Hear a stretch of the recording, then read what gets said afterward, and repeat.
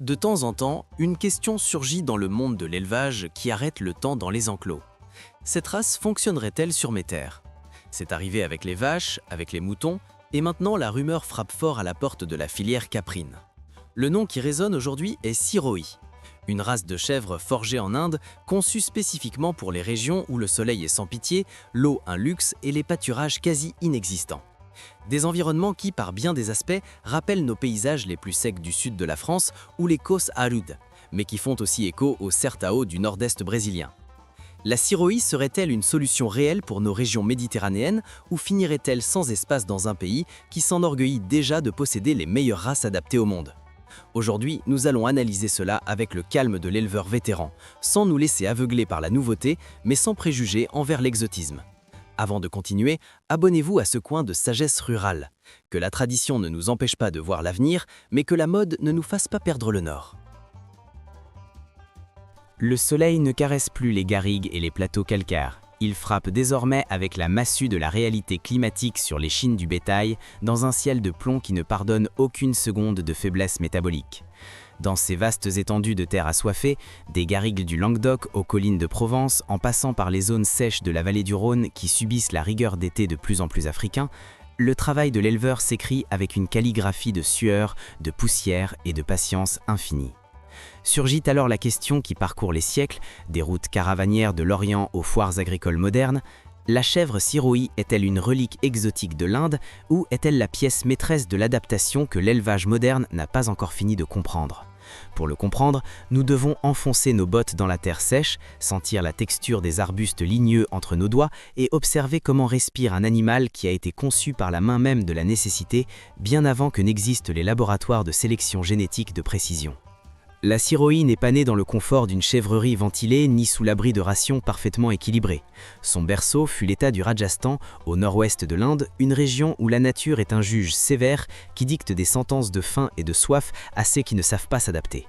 Là-bas, le climat est un marteau constant, des températures qui dépassent facilement les 45 degrés Celsius, des pluies qui sont une promesse oubliée pendant 10 mois de l'année et une végétation qui semble faite de bois mort et d'épines. Pendant des générations, les éleveurs locaux n'ont pas sélectionné la Sirohi en cherchant des records de poids à l'abattoir ou des litres de lait dans la salle de traite. Ils l'ont sélectionnée pour sa capacité à transformer le néant en vie.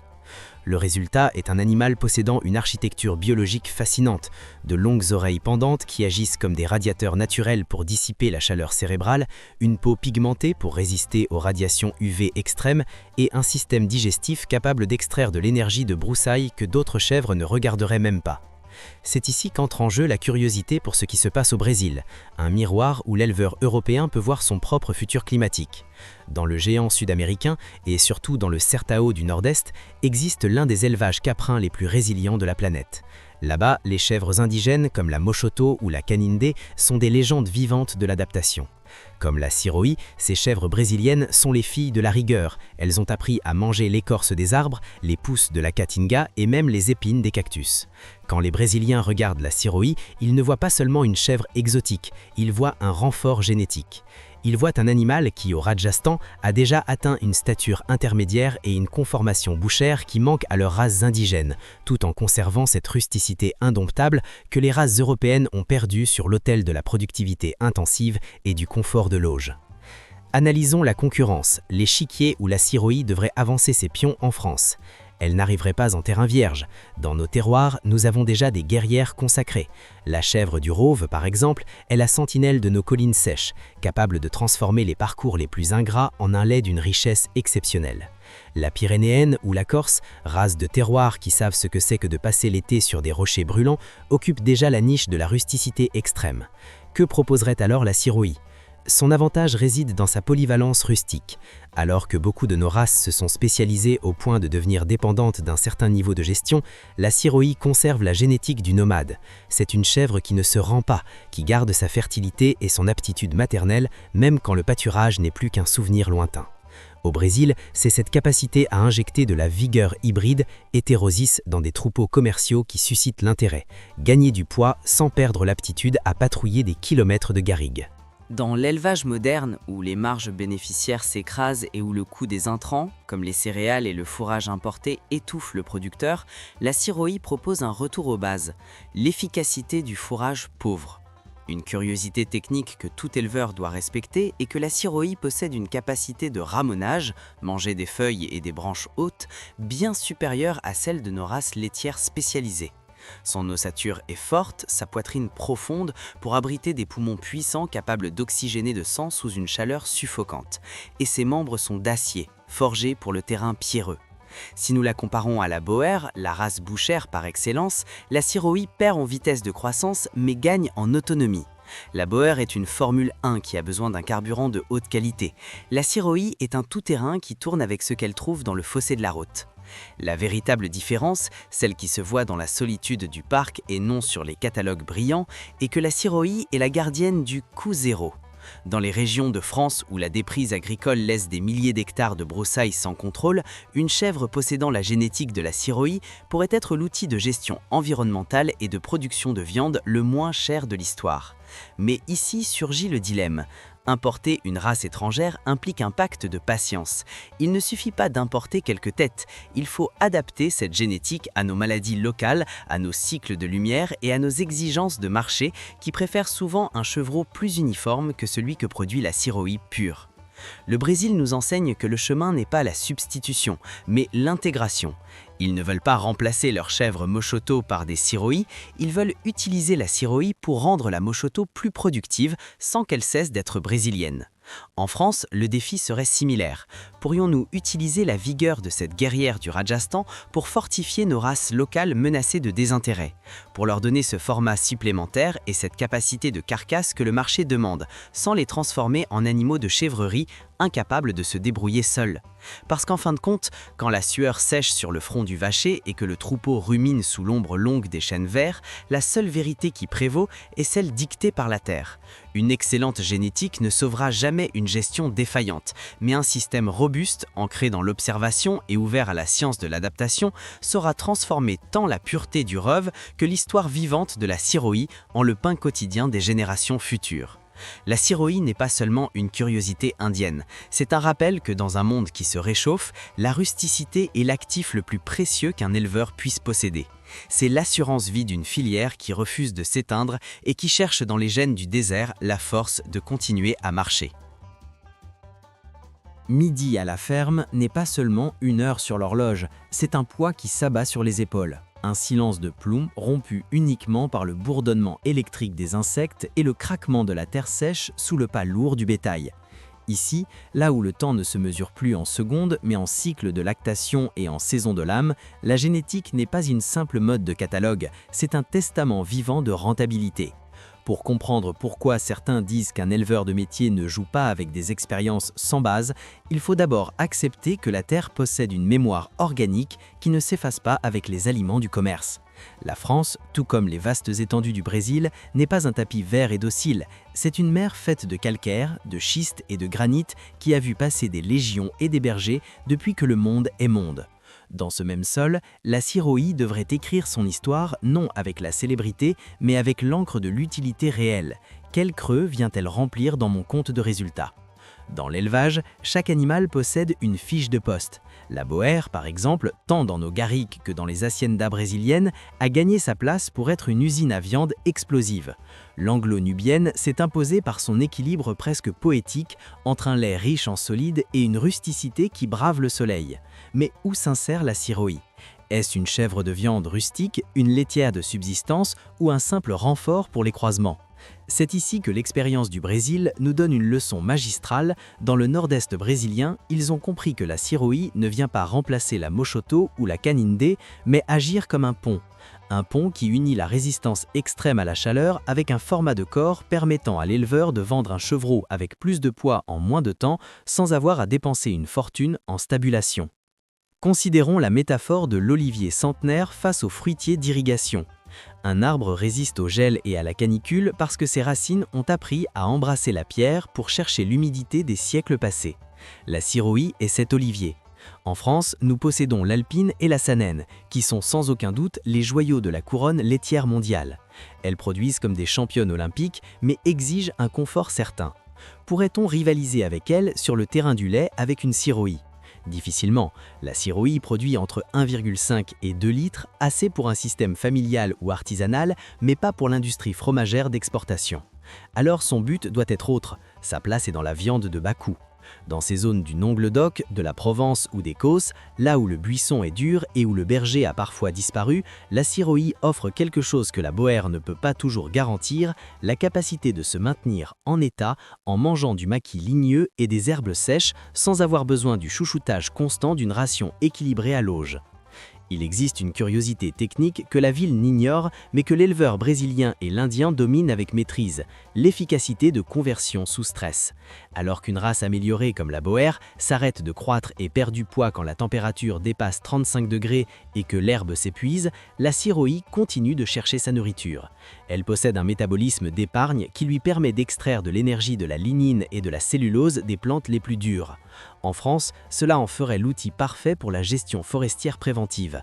Une chèvre qui nettoie les sous-bois pour éviter les incendies et qui en même temps produit un chevreau de 10 ou 12 kg de grande qualité gustative avec un coût de production proche de zéro. C'est ainsi que sa place réelle est assurée dans l'élevage moderne. Mais attention au mirage de la nouveauté. Beaucoup de producteurs croient que l'importation de génétique est la solution magique, oubliant que le succès d'une race dépend de sa base de développement. Au Brésil, la caprinoculture a évolué parce qu'ils ont su combiner leur race d'indigènes, extrêmement adaptée, avec du sang amélioré. La ciroï pourrait être le troisième ingrédient dans ce cocktail génétique. En France, le dilemme est similaire. Avons-nous besoin de la ciroï pure ou avons-nous besoin de son sang pour injecter de vigueur à nos races locales parfois menacées, comme la chèvre du Rauve ou la pyrénéenne ? Peut-être que le but de la ciroï n'est pas de régner en solitaire, mais d'être le donneur de rusticité et de format pour une nouvelle génération de chèvres méditerranéennes qui devront affronter un siècle de sécheresse permanente. La phrase qui a ouvert ce débat, « Pourquoi certains préfèrent encore le connu ?», est en réalité une boussole. Elle nous rappelle que la génétique moderne est bien moins tolérante à l'erreur humaine que la propre nature. Dans un système intensif, sous toit et avec contrôle total, n'importe quelle race fonctionne si on lui donne à manger. Mais dans le Certao ou dans les Corbières, là où le bétail doit marcher pour chercher sa propre subsistance, la chèvre ciroï demeure une candidate de poids. Elle n'a pas besoin de ventilateur géant ni de brumisateur pour prouver sa valeur. Sa valeur réside dans sa capacité à mettre bas un chevreau fort, à l'élever avec un lait gras et à maintenir sa condition corporelle pendant que le soleil fissure la terre. Nous terminons ce bloc en regardant vers l'avenir, avec les yeux posés sur la racine. L'histoire de la ciroï n'est pas le culte des races exotiques, mais la recherche de la résilience productive. Dans un monde où les céréales augmentent de prix et où l'eau est le nouvel or, parier sur des animaux qui savent vivre de la rareté n'est pas reculer, c'est devancer le temps qui vient. La ciroï nous enseigne que la véritable modernité ne consiste pas à produire plus vite à n'importe quel prix, mais à produire toujours, avec respect pour les cycles de la terre et pour la mémoire de l'animal qui a appris à transformer la chaleur en vie blanche et en viande rouge. Elle attendait, simplement, que le monde se rende compte que la rusticité est, aujourd'hui plus que jamais, l'actif le plus précieux de n'importe quel enclos. Le soleil de la garrigue commence sa retraite définitive, s'enfonçant derrière les silhouettes de calcaire et les chênes verts centenaires, teignant le ciel d'un rouge qui ressemble au sang même de notre histoire pastorale. En cet instant sacré, là où l'air cesse de brûler pour commencer à murmurer des secrets de survie entre les romarins et les cystes, la question qui nous a conduits ici, la ciroï aurait-elle un espace réel sur nos terres, cesse d'être un simple débat technique pour devenir une vérité de vie absolue. Car ici, tout comme dans les vastes étendues du Brésil indompté ou dans les plaines poussiéreuses du Rajasthan, l'élevage n'est pas une froide feuille de calcul Excel. C'est un pacte de sang avec une terre qui n'admet ni mensonge ni raccourci quand l'eau manque et que le soleil châtie les champs. Nous avons analysé le miracle de la ciroï, cette architecture de précision qui nous rappelle que l'adaptation est le plus grand des trésors qu'un homme puisse hériter de ses ancêtres. Mais au crépuscule, nous regardons avec respect nos propres guerrières, la chèvre du Rauve, la pyrénéenne, la corse. La conclusion de cette journée n'est pas la victoire d'une race sur l'autre, mais une leçon d'équilibre vital. La génétique est l'outil de l'homme, mais c'est le système de gestion et le respect du cycle de la vie qui dictent la sentence finale de la rentabilité et la paix dans le foyer de l'éleveur qui ne dort jamais vraiment. Que signifie réellement être un éleveur de métier en ce siècle de changements accélérés et de technologies débordantes ? Cela signifie comprendre que la génétique moderne, aussi avancée soit-elle, est bien moins tolérante à l'erreur que le propre instinct de la nature gravé dans les os du bétail. La race boer est une athlète d'élite qui exige une logistique de pointe. La Sirohi est le sage du désert qui possède les clés de la survie en enfer. L'éleveur qui opte pour l'importation de sang neuf cherche la force explosive de la vigueur hybride, cette étincelle qui injecte de la vie aux troupeaux fatigués. Celui qui parie sur la race pure sélectionnée cherche la stabilité d'un lignage et la prédictibilité d'une nation uniforme de productrices. Dans l'arène de la production, il n'y a pas d'erreur, seulement des choix qui doivent s'accorder avec le paysage que vous voyez en ouvrant votre fenêtre chaque matin. Ce paysage qui ne connaît pas les modes, seulement les saisons. Regardez vos mains, marquées par le froid de l'aube, le métal des cornadis et le travail rustique de chaque mise à bas dans le maquis. Elles connaissent la différence réelle entre la valeur et le prix. Le prix est à la criée sur le poids du chevreau qui quitte la ferme dans un camion vers la ville. La valeur est dans la chèvre qui survit à 45 degrés à l'ombre, qui met bas seule sans aide vétérinaire et qui repart chercher sa nourriture quand le ciel pleut de feu sur le champ assoiffé. Le champ n'est pas un scénario pour les débutants ou les théoriciens de bureau qui n'ont jamais senti l'odeur du fumier et de la sueur. C'est une maîtresse d'austérité qui récompense la patience des siècles et châtie la superbe de ceux qui croient pouvoir dominer les cycles de la vie avec de simples algorithmes en oubliant d'observer le reflet dans l'œil de leur troupeau.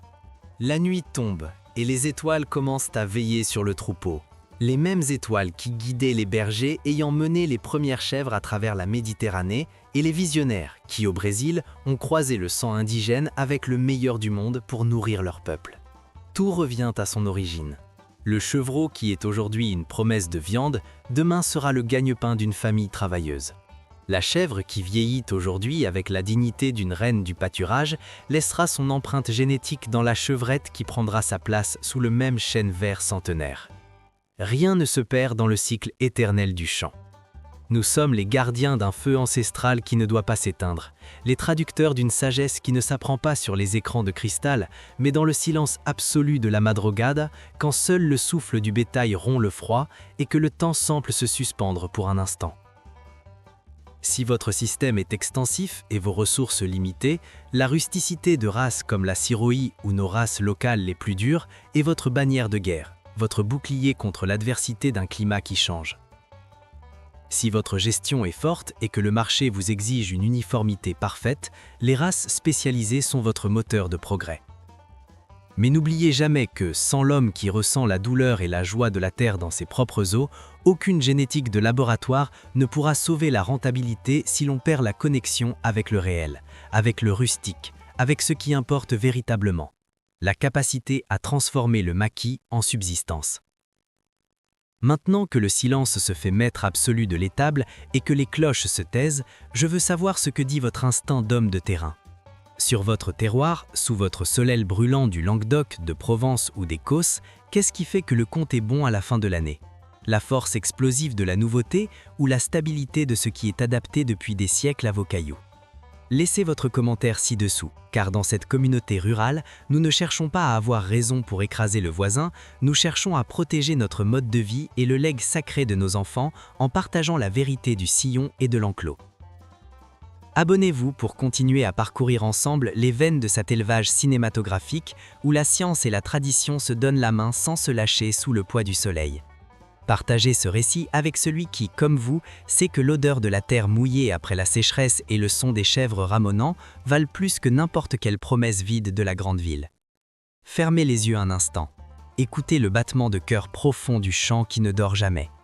Demain, avant que le premier rayon de soleil ne caresse à nouveau ces terres, la vie recommencera sa danse éternelle de production et d'espérance.